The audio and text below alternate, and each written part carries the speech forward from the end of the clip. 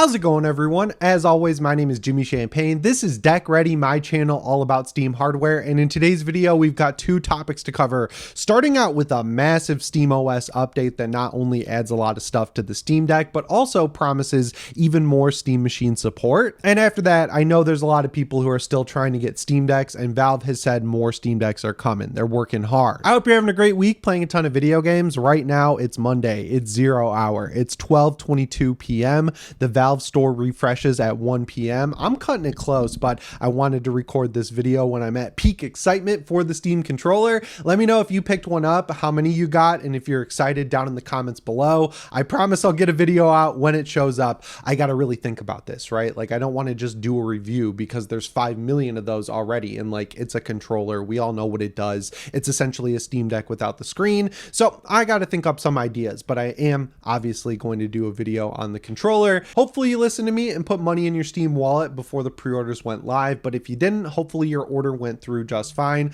Again, let me know in the comments below. Subscribe to the channel, set your notifications to all, but let's get into the first news story here and talk about SteamOS 3.8.3, which just launched into beta and comes along with a ton of new features for the Steam Deck, in addition to promising some support for both the Steam Machine and the controller. So the first two bullet points are pretty simple. A, it provides improved support for the Steam controller, which is out by the time you're watching this video, and B, it's a little bit of a joke. It says it provides even more support for the upcoming Steam Machine console.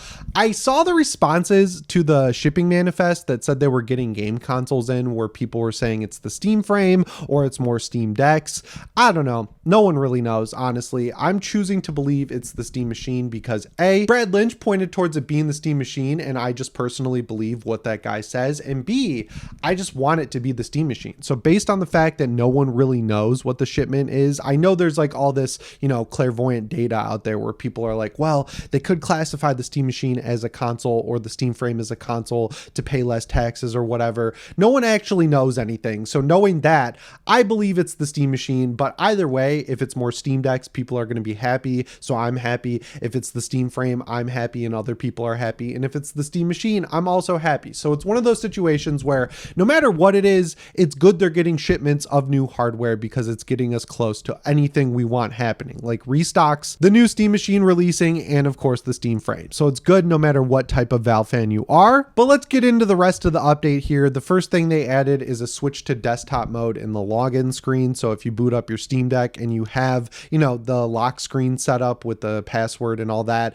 you'll be able to just immediately switch to the desktop instead of typing in your password, then going into the power menu and switching to desktop. Once you get to the desktop, I'm pretty sure you'll have to type in your password, but it's just a little convenience factor being added. They added a low battery warning for controllers and a battery indicator. So like when you plug in a Bluetooth controller or use an 8BitDo Ultimate 2 controller, the little toast icon in the top right part of the screen will now show the battery level of the controller. I don't think they've added all of them. Like, I'm pretty sure it works for the DualSense. I'm pretty sure it works for the 8BitDo. Obviously it works for the Steam controller when you have it connected via puck, but I'm sure they'll add more controllers over time because that's essential now that the Steam Machine hopefully is right around the corner, and of course the Steam controller is built to work with the Steam Deck. One change that I'm really happy about is they changed the way that the Steam Store launches. So if you go into the Steam Store on your Steam Deck, it goes straight to the Great on Deck section. That's a good idea in theory because it's just a section full of verified games. You're going to get a good experience, but as we know,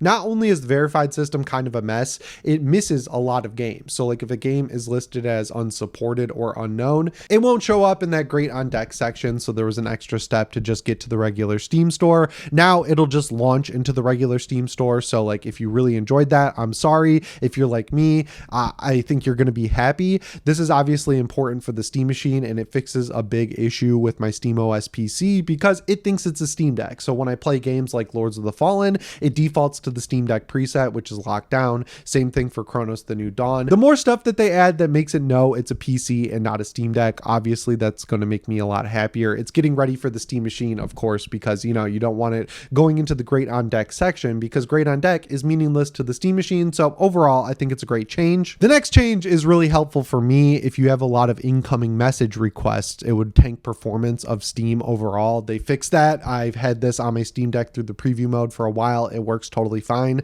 I have to give you guys a PSA. If you notice that I unadded you on Steam. I screwed up by accident. Essentially what happened is Marathon stutters like crazy if you have over 200 friends. It's an issue that's long standing with Bungie games. Like Destiny 2 does the same thing. And I've been playing Marathon with my friend Dustin at Sacred Symbols because he plays every multiplayer game I send to him. Even though I don't really love Marathon, I'm having fun. I can't handle the stutter. So the workaround was checking 200 people and blocking them temporarily and then unblocking them when you're done. I screwed up and hit remove friend. So my fault. It's not anything personal. It was just a genuine mistake. Re-add me and I'll add you right away. It won't fix Marathon for me, unfortunately. I'll just go back to blocking people when I'm playing the game and unblocking them when I'm done. But yeah, this is good if you have a lot of friends and have a lot of messages waiting for you when you boot up Steam. Next up, they moved chat into the quick access menu so you can answer messages right from the 3-dot button, which is great. Obviously, that's another change that's getting ready for the Steam machine, because if you're sitting on your couch with your controller, you're in front of a TV, you don't want to use the Logitech keyboard and mouse combo. I want to throw that thing in the trash or into a big bonfire. I'm so sick of using it. That's the real reason I'm super excited for the Steam controller, so I can jettison that keyboard into the sun. I never want to see it again. I hate that I have to keep it next to my TV, so being able to answer my chats with the controller from the quick access menu, gonna be awesome. It is awesome. It's been on my SteamOS PC for a while because I'm on 3.9, so I'm glad this is working its way down to the official channels. And finally, they've added remote downloads, which is awesome. I've used this all weekend long because I got back into Battlefield 6. I have it on my 5080 PC downstairs. I kept my 4090 Razer Blade around for Blender because the GPU is so good, but I wanted to play some Battlefield Saturday night and I was in my basement working on Blender, so I went on my 5080 computer in the basement and I told this computer to download the game. Works flawlessly. Obviously, it doesn't work so well with the Steam Deck if it's in sleep mode, but you can kind of use your Steam Deck as the download hub. Like, you can control any PC that's online. I leave all my PCs on and in sleep mode all the time, and those will wake up to download games, which is just so cool. I'm glad they added this feature. I'm pretty sure you can do it from your phone, but I've done it from my PCs and my Steam Deck, and it works flawlessly. This doesn't seem like one of those features that, you know, they're going to take away because of some random bug and have to re-add over and over again. Like Wake with controller, they've added that back in finally for both the OLED and LCD, and of course DualShock 3 support. Apparently that controller is just a mess, but they figured that out as well. It seems like this one's working just fine as is though, so I don't think we have anything to worry about. As usual, I covered the updates that I think are most relevant. Go check out Steam Deck HQ or the Steam community blog, which is impossible to find, so just go to Steam Deck HQ if you want to see all the changes that came along with 3.8.3. I think 3.8.1 is in the stable channel now, and that covers the vast majority of these updates. They've been doing a lot of updates lately, so give them some breathing room. They've got a lot going on. And that brings us to the second news story of today's video, which is an update regarding Steam Decks being out of stock. I try to keep... Hello? Hey. What's up?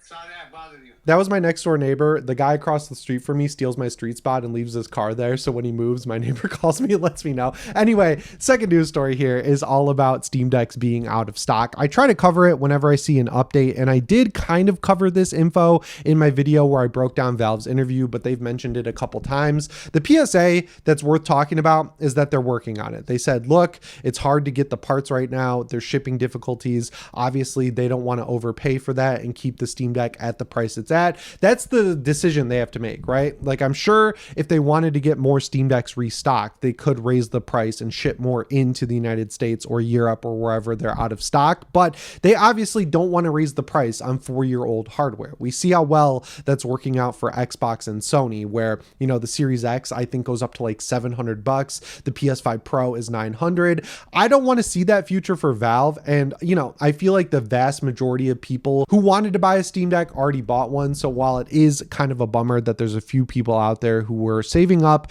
and had enough money finally saved to buy a Steam Deck and now can't get one and have to wait while Valve figures this out, I mean, I like that they're being careful about not raising the price of it. I think it's worth kind of getting the stock issues figured out and the shipping issues figured out and then releasing them in batches like they have been for the past few months. And also, I'm sure it's like a little bit on the back burner, unfortunately, with everything regarding the Steam controller, the Steam frame, Frame, the Steam Machine. And also, as like negative-ish as this sounds, I'm sure the Steam Deck right now is sort of middle priority after the Steam Machine, the Steam Frame, and the Steam Controller. I'm sure they'll work a lot harder on getting Steam Decks back in stock once those 3 devices are shipped. And at this point, when you're watching this video, we've got one of the 3 items shipped. They got a big shipment of some console, whether it's the Steam Machine, the Steam Frame, or more Steam Decks. So either way, we're either moving forward in the timeline, getting this hardware out, or we're moving forward in the timeline of getting more Steam Decks in stock. I don't really have a way to spin this positive, not that I ever try to put spin on things, but I really try to find the optimistic outlook on everything. The optimistic way to read this, of course, is that they said they're working on it, and they are pretty trustworthy when they say something.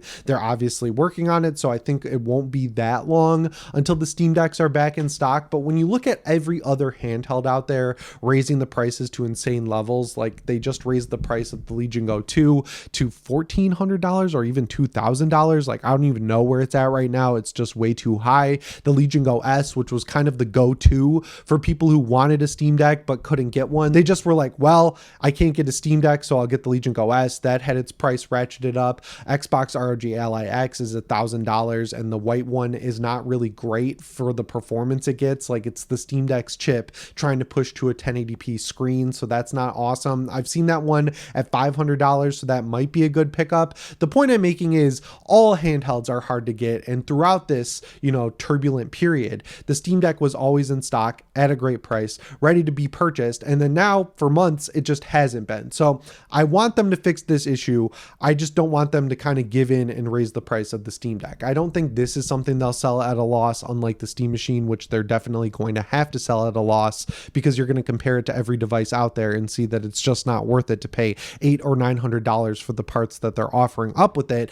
They're not going to do that with the Steam Deck. It's too old. There's no reason for it to be any more expensive than it is. So that's just the cards Valve's been dealt. And unfortunately, we're paying the price as well if you're in the market for a new Steam Deck. I've also noticed that iFixit is out of stock on a lot of parts. My right bumper on my limited edition OLED is a little mushy. So I was looking to see if I could get the whole board, because that button probably got pushed back, which is a common problem with OLEDs. I can't get any of the parts I need. I've been checking every week, and most of the parts are out of stock. So what I think I'm going to do is cannibalize my regular Steam Deck OLED's right bumper and just take that out and put it in. I hope they're the same color. It's solid black, so it should be. I just don't know if they used a different pigment. So yeah, stock issues are affecting everyone. Hopefully we don't have long for this to be resolved, but I just wanted to give a quick update because I see the comments from you guys and they make me feel really sad that there's people who want to get Steam Decks and can't. I used to get comments all the time about people saying, I've watched these videos forever. I finally took the dive and bought the Steam Deck and I absolutely love it. I miss those comments. I want to return to the days where I see those instead of comments from people who have the money and literally can't buy a deck. But don't overpay on eBay. Don't overpay on Facebook Marketplace. And also be careful on Marketplace. There are people who do undervolting and overclocking or hardware swaps and they fry their battery and they deceptively throw it on Facebook Marketplace. So if you're going to buy secondhand, I would check eBay at the very least and don't overpay because it's just not worth it. You will be able to get one eventually. I know the wait sucks, but once it's in your hand, the wait is what you'll forget the fastest. Anyway, guys, that's all I've got for you in today's video. Quick Blender update though. I am working on this course from Grant Abbott. I've been calling him Greg Abbott. I apologize to him. It's on Game Dev TV. It's 97 parts and I'm on like part 50 of 97. It's great. I've kind of outclassed it in terms of knowledge, but I'm just going to finish it out because I paid $70 for it. So I want to get my money's worth. I built these modular pieces to build a medieval house. So the whole project is going to build this scene that I'm showing right now, which is like an island with a castle house-ish thing on top of it. I already made the trees. I already have the terrain done. That was part of the course. And now I've got the walls finished and they're modular. So I can kind of move them around and make a house with them in any way I want. And this is honestly what I was most excited to learn. So hopefully I finish the course soon. I'm about 30 hours in. It says it takes 12 hours. I don't know if I'm just slow and stupid or if, me pausing and playing it over and over again is adding to the time, but I'm about 20 or 22 hours into it. It's easy to follow and there's great challenge checkpoints where he'll say, do this thing from 3 little courses ago and you've got to remember how to do it. That's how I learn, and I'm trying to do the stuff in the video before he shows me how, and then I watch his tutorial and correct my mistakes, which is a great way for me to learn. I think, going to make a game. I've got some ideas figured out. It's going to be PS1 style-ish. It's going to be low poly, but I'm not going to constrain myself to like rigidly adhere to PS1 style rules. I just like that low poly art style a lot because obviously I love horror, and that's the best horror aesthetic in my opinion is like PS1, PS2 era. So there's the Blender update. I'll keep you guys updated. Also follow me on X at deck_ready. But that's all I've got for you in today's video. As always, my name is Jimmy Champagne. I'll see you in the next one. Thanks for watching and shape on.